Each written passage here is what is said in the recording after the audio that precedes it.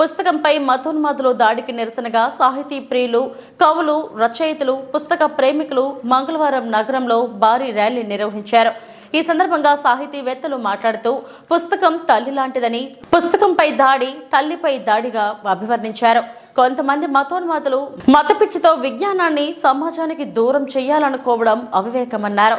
సమాజంలోని ప్రజలు ఏం తినాలి, ఏం చదవాలో నిర్ణయించే మతోన్మాదాన్ని ప్రస్తుత పాలకులు అవలంబించడం బాధాకరమన్నారు.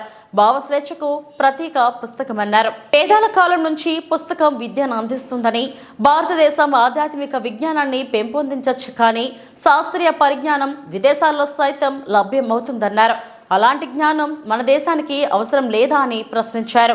ఈ దాడిని ఖండిస్తూ కవులు, రచయితలు, పుస్తక ప్రియులు, సాహితీవేత్తలు, విద్యార్థులు, మేధావులు అందరూ ఐక్యంగా ఇలాంటి నిరసన ప్రదర్శన చేయడం అభినందనీయమన్నారు. పుస్తకంపై దాడి చేసే వారికి ఇదొక హెచ్చరిక అని పేర్కొన్నారు. పుస్తక ప్రదర్శనలో విశాలాంధ్రపై దాడిని ముక్తకంఠంతో ఖండించారు. బాలాజీ కాలనీలోని జ్యోతిరావు పూలే విగ్రహం నుంచి ప్రారంభమైన ఈ rally town club, NTR circle, జిల్లా పోలీస్ కార్యాలయం, ప్రకాశం రోడ్, కృష్ణాపురం ఠాణా, గాంధీ రోడ్డు మీదుగా 4 కళ్ల మండపం వరకు సాగింది. ఈ కార్యక్రమంలో వాకా ప్రసాద్, సాకం నాగరాజు, రాఘవ శర్మ, ఉమామహేశ్వరరావు, ఆంజయ్య, కందారపు మురళి తదితరులు పాల్గొన్నారు.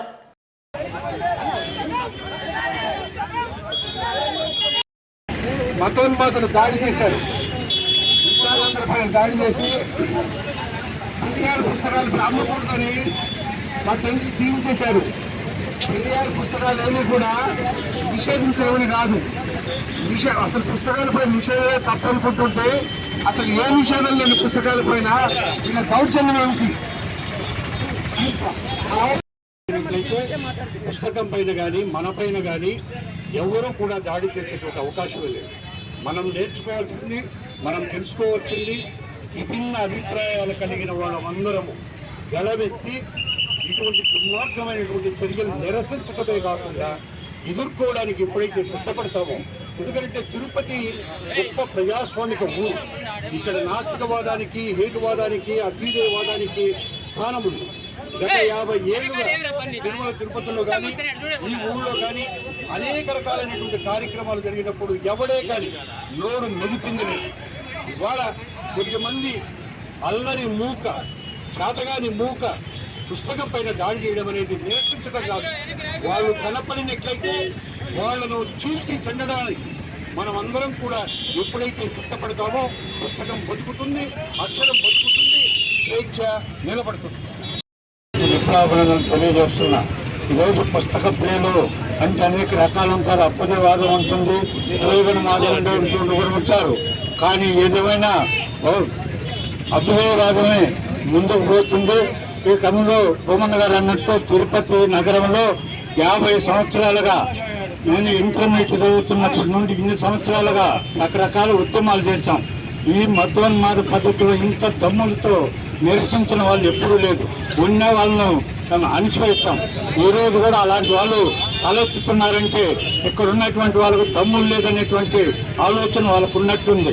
భవిష్యత్తులో ఇలాంటి వాళ్ళు తలెత్తనీయకుండా సీరియస్గా అణిచివేసే విధంగా అభ్యుదయవాదులంతా ఐక్యంగా ఈ పత్రికలో నిరసన చేయాలని చెప్పి ఈ సందర్భంగా తెలియజేస్తాం. కాకుండా సరస్వతి కేంద్రంగా అలరాడుతుంది. రాష్ట్రంలో ఏ జిల్లాలో లేని విధంగా 6 విశ్వవిద్యాలయాలు నెలకొన్న ఈ తిరునగరిలో మతోన్మాదుల దాడిలో పుస్తకానికి అవమానం జరిగింది. పుస్తక ప్రదర్శనలో ఇస్కాన్ వేదికగా జరిగినటువంటి పుస్తకం పైన దాడిని రచయితలు, సామాజిక వేత్తలు, అభ్యుదయవాదులందరూ కూడా తీవ్రంగా ఖండిస్తున్నారు. అంతటితో ఆగకుండా మతం పేరుతో విశాలాంధ్రపై జరిగిన దాడిని రాష్ట్ర వ్యాప్తంగా తీవ్రంగా ఖండిస్తూ ఉన్నాము. మతం పేరు చెప్పుకొని విద్యార్థులందరినీ కూడా, పుస్తకాలను, అధ్యాపకులను, సామాజిక వేత్తలందరినీ కూడా మతం అనే పేరు మీద వాళ్ళ ఆలోచనలను చంపే విధంగా చేసినటువంటి ఈ తీవ్ర దాడిని ఖండిస్తూ ఉన్నాము. మతానికి హద్దులు లేవు. రచయితలు ఎంతో విజ్ఞానాన్ని ప్రపంచానికి పంచిపెట్టారు. అయితే మన ఒక్క దేశమే కాదు కదా, ప్రతి దేశంలోనూ మేధావులు, రచయితలు ఇలాగే ఎంతో విజ్ఞానాన్ని ప్రపంచానికి పంచిపెట్టారు.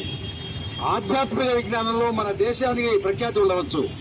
శాస్త్ర విజ్ఞానంలో పాశ్చాత్య దేశాల కాంట్రిబ్యూషన్ ఎంతో ఉంది. కాబట్టి ఈరోజు మనం ఆ పాశ్చాత్య విజ్ఞానం శాస్త్ర విజ్ఞానాన్ని మనం స్వీకరించకపోతే మనం ఎంతో నష్టపోతాం. మహాభారతం ఒక గొప్ప మాట చెప్పింది.